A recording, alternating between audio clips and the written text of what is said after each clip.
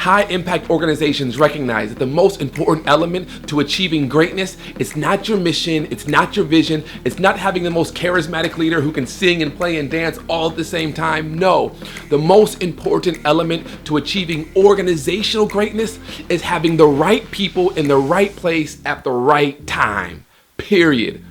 But in reality, most of us don't have the right people in the right place at the right time. Most of us have inherited the wrong people in the wrong places. How then do you get rid of the wrong people and bring in the right people? Well, I'm glad you asked, because in this video, I'm going to give you 3 steps to getting rid of the wrong people and to bring in the right people. I'm also going to give you the key to actually getting the right people if they're nowhere to be found. Let's go.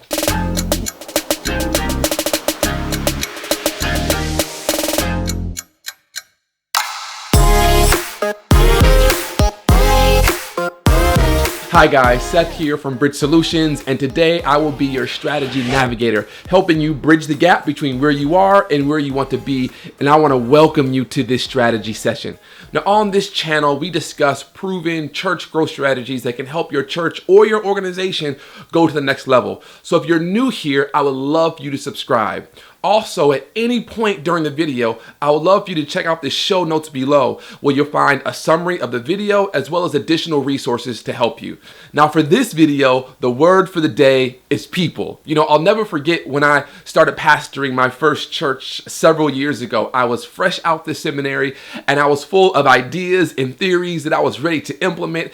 I was landed on the scene. I was a man on the mission. I was taking no prisoners. I had a vision. I knew exactly what I wanted to do, how I want to do it, where I want to do it. I mean, I was going to make this church the best thing since sliced bread. And all I needed was the people to rally around this inspiring vision to make this thing happen. I preached about the vision. I taught about the vision. I visited the members based on the vision. I was going to make this vision happen. But in all of my vision casting, it only took me a few months to quickly learn that no matter how inspiring my vision was, if I don't have the right people in the right places, the vision would fail. Somehow I just thought that if I cast an inspiring vision, that somehow the wrong people would become the right people automatically. But I quickly learned that that's not how it happens. Now, don't get me wrong. I'm not suggesting that you don't need an inspiring vision. Oh no, far from it. In fact, the wisest man who ever lived said that without vision, the people perish. So you have to have an inspiring vision if you're going to lead your organization forward. But at the same time, I believe the reverse of that quote is also true. That without people, the vision fails. And I would add my own little spin: without the right people, the vision fails. So having an inspiring vision is just one side of the proverbial success coin. The other side is having the right people. Jim Collins, in his book Good to Great, which is probably one of the most popular books on organizational leadership and design, he suggests that great organizations first get the right people on the bus and the wrong people off the bus, and then they figure out where to drive. Now, I recognize that is rather counterintuitive for many of us, because we naturally think that we need to first determine where we're going, and once we know where we're going, then we'll know who we need on our bus to help us get there. That just makes sense. If you're a contractor, you need to first determine if you're going to build a school or a hospital before you determine if you're going to hire teachers or doctors. And yet what Jim Collins is really arguing is that great organizations first start with the people. They recognize that whether they're building a school or a hospital, as long as they start with the right people, people who are self-motivated, who are individuals of integrity and honest, people who have a strong work ethic, that as long as they start with those people, that those right people will actually be the success of the organization. And whatever skills they lack because of the nuances of the industry, they will quickly learn because of their work ethic. So whatever deficit they possess, it will be minimized because of the intangible characteristics that they possess. So at the end of the day, if you have the wrong people, it doesn't matter if you discover the right direction or you have an inspiring vision, you still won't have a great company, because great vision without great people is irrelevant. And great vision cannot make the wrong people the right people. The only way to make the wrong people the right people is to have courageous leadership. So right now, I'm going to give you the 3 steps you must take in order to get rid of the wrong people and to bring in the right people. Number 1, you must confront reality. As a leader, you just can't close your eyes and mysteriously hope that somehow those wrong people are going to disappear by the time that you open up your eyes. Because I guarantee you that when you open up your eyes, the problem will be bigger than it was when you closed your eyes. As leaders, we cannot afford to bury our heads in the sand.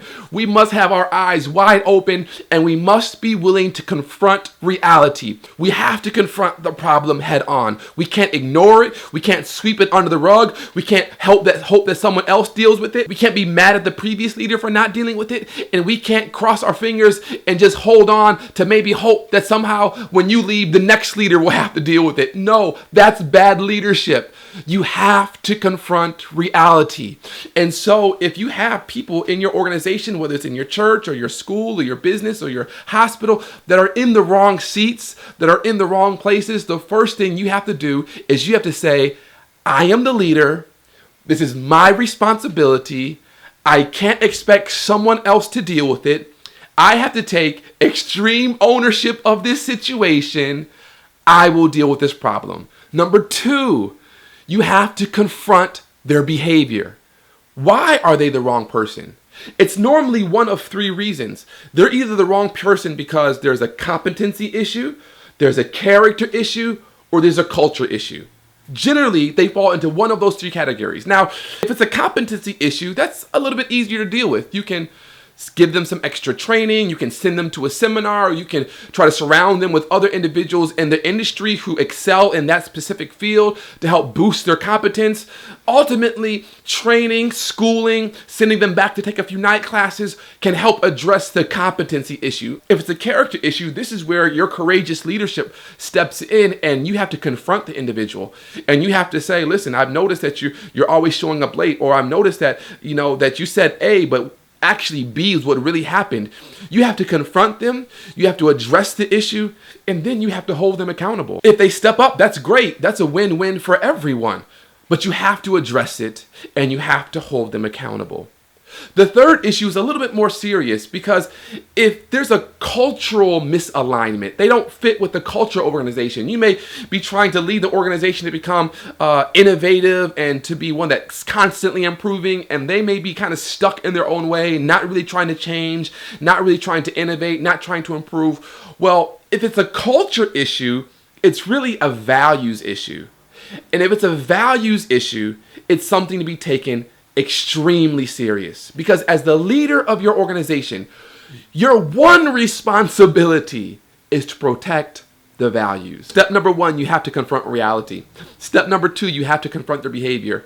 And step number 3, that's right, you guessed it, you have to confront your convictions. Are you really convicted that developing your people has to be the priority of your organization? You see, if you're not convicted that your people are actually what gives you your competitive advantage, then you'll never have the right people. Because people will be able to sense whether their leader really is about prioritizing people, or whether or not their leader is really just about using people to reach the ends. So you have to confront your convictions. Well, I want to tell you that from what I've studied and learned and experienced, that great organizations, and even better, great leaders prioritize people. Now, I recognize that another challenge a lot of leaders face is not necessarily developing the right people, but you look around your organization and the right people are nowhere to be found. They're not on the bus, they're not on the station, they're not in the state. And you're like, how do I get the right people in the right spots if I can't even find the right people? This is what you have to do. As the leader, you have to recognize that your number 1 priority is to get the right people. The same way having an inspiring vision is your responsibility, having the right people is also your responsibility. And so if the right people are nowhere to be found, you have to do what everyone else does if they're looking for someone. You have to recruit. You go to Starbucks, you go to conferences, you go to other organizations, you go to other churches. You place yourself in positions where right people are, people that demonstrate the values that you're trying to embrace as an organization. Now, understand that they don't necessarily have to believe everything that you believe, and they don't necessarily have to have all the skills that you're looking for. But if they have the right work ethic, if they're self-motivated, if they're a person of integrity and honesty, if they have the values that you are trying to build and instill within your organization, then the other things will come as you recruit them and build relationships with them and bring them on your team. The value that they will add will far surpass whatever deficit you may feel or others may feel that they possess. So you have to recruit. I know it may not be what you expected to hear, but how else do you find the right people?